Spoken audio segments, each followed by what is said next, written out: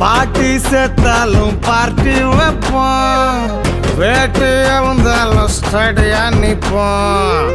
உலகில் உற்சாகம் எங்கிருக்கு, பாட்டில் குள்ளார தங்கி இருக்கு. Hello friends, welcome back to cinema secrets. இன்னைக்கு இந்த வீடியோல நான் ரிவ்யூ பண்ண போற படம் எது அப்படின்னு பாத்தீங்கன்னா,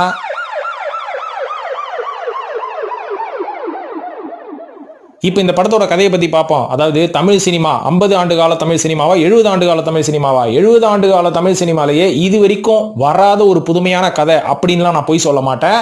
70 ஆண்டு கால தமிழ் சினிமாலே வந்து அடிச்சு தோச்சி காய போட்டு அயன் பண்ண ஒரு வித்தியாசமான கதை தான் இந்த சைரன் படத்தோட கதையே. அதாவது சைரன் பேர் வச்சாச்சு, கண்டிப்பா இதெல்லாம் போலீஸ் ஸ்டோரி தான், வாங்க ஜாலியா போய் நம்மளும் போர் தொழில் மாதிரி சத்திரியன் மாதிரி வாஞ்சிநாதன் மாதிரி வல்லரசு மாதிரி ஒரு சூப்பரான போலீஸ் ஸ்டோரியை நான் பார்க்க போறேன் அப்படின்ற மாதிரி நீங்க எதிர்பார்த்து தேட்டருக்குள்ள போனீங்கன்னா உங்களுக்கு கிடைக்க போறது என்னமோ ஒரு பெரிய ஏமாற்றம் அப்படின்னு நான் சொல்லுவேன்.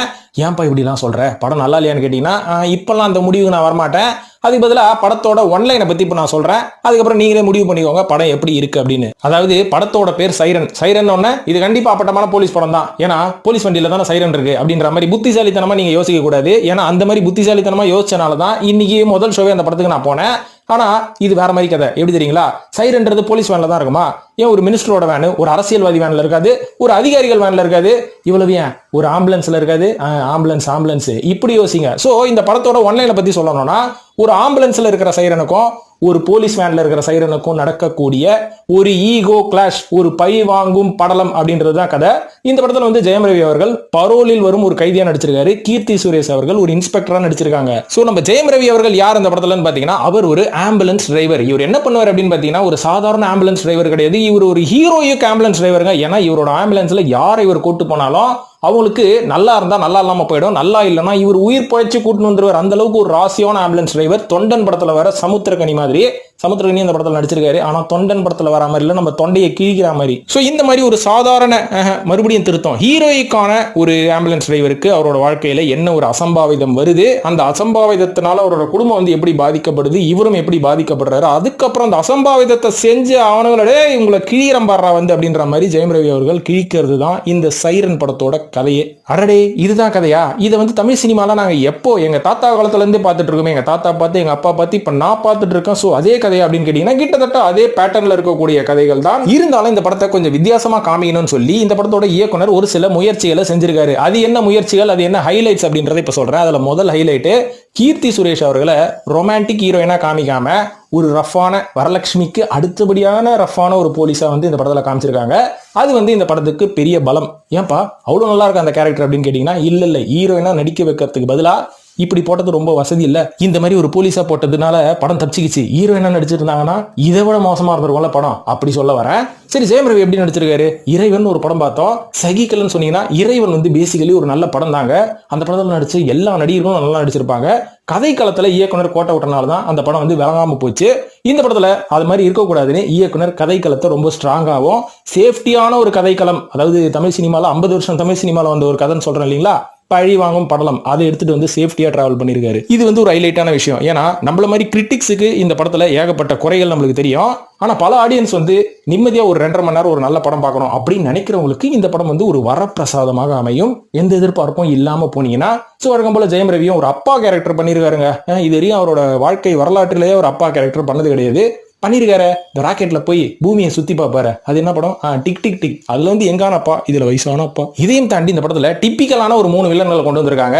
அதுவும் தமிழ் சினிமா வரலாற்றிலேயே கிட்டத்தட்ட ஒரு 2000 படத்துல பாத்துருமா, 2 லட்சம் படத்துல பார்த்த அதே மாதிரி வில்லன்கள் தான். அதுல ஒரு வில்லன் வந்து புதுப்பேட்டை வில்லன், இன்னொரு வில்லன் வந்து குண்டூர் காரம் வில்லன், இன்னொரு வில்லன் அவர் தான் சமுத்திரகனி அவர்கள். அவரை எத்தனை படத்துல நீங்க வில்லனா பார்த்துருவீங்க, லிஸ்ட் போடுங்க பார்ப்போம். சோ இந்த 3 வில்லன்களை இவர் எப்படி பழிவாங்கினார்? ஏப்பா இந்த மாதிரி ஒரு கதை நாங்க பார்த்துருப்போமே, என்னது இது? மாஸ் என்கிற மாசலாமணியா? மாஸ் என்கிற மாசலாமணி. அதுக்கு முன்னாடி அபூர்வ சகோதரர்கள், அதுக்கப்புறம் நிறைய படத்தை வச்சுக்கோங்க. சோ அதே மாதிரி கதை தான் சொல்லிட்டல. சரி ஓகே, ஹைலைட்னு நீ எதையும் உருப்படியா சொல்லல. சோ இதுல இருந்தே தெரியுது நீ எந்த லட்சணத்துல படம் பார்த்திருப்ப அப்படின்ற மாதிரி எனக்கு கேட்பீங்க.